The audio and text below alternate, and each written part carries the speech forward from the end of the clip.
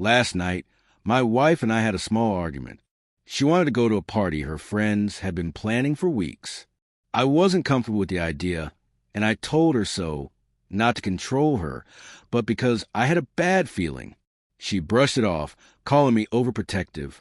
In the end, she got dressed and left without another word. I stayed in the living room, alone, watching the clock tick by. My mind spun with doubt.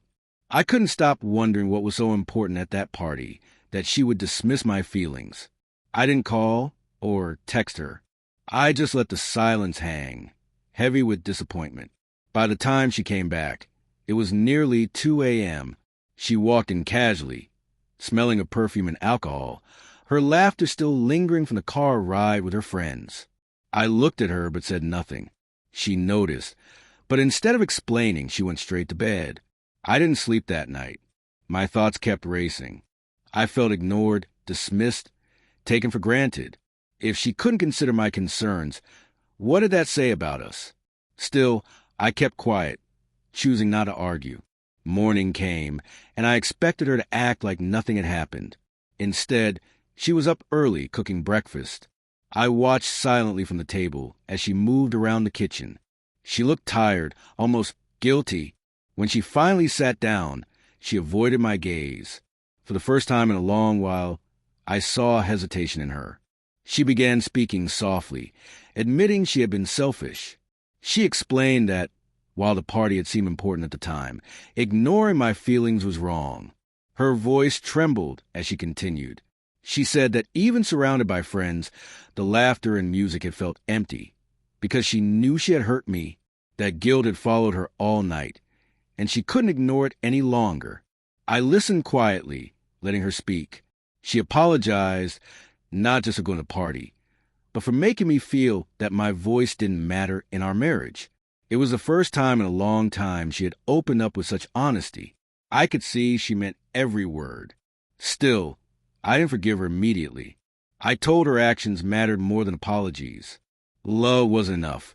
Respect meant acknowledging each other's feelings, even in disagreement. She nodded, tears forming in her eyes. She promised to change, to consider us instead of only herself. For once, I felt she understood the depth of my silence from the night before. It wasn't anger, it was disappointment. That morning, as we ate together, the tension slowly eased. It wasn't a complete fix, but it was a step forward. She realized that trust and respect couldn't be ignored for the sake of temporary fun. In the days that followed, I noticed her effort. She included me in plans, asked my thoughts, and made sure decisions were mutual. It wasn't about control, it was about balance and respect.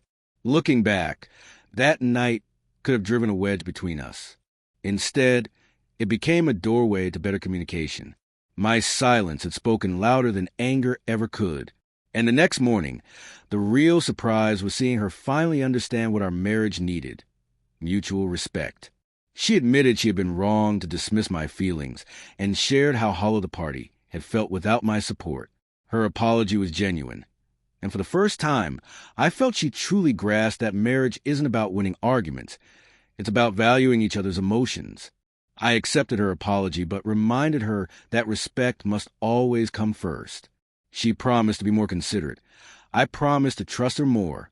In that moment, our silence transformed into understanding, and the distance from the night before melted away. We chose reconciliation over bitterness, and it made our bond stronger than ever.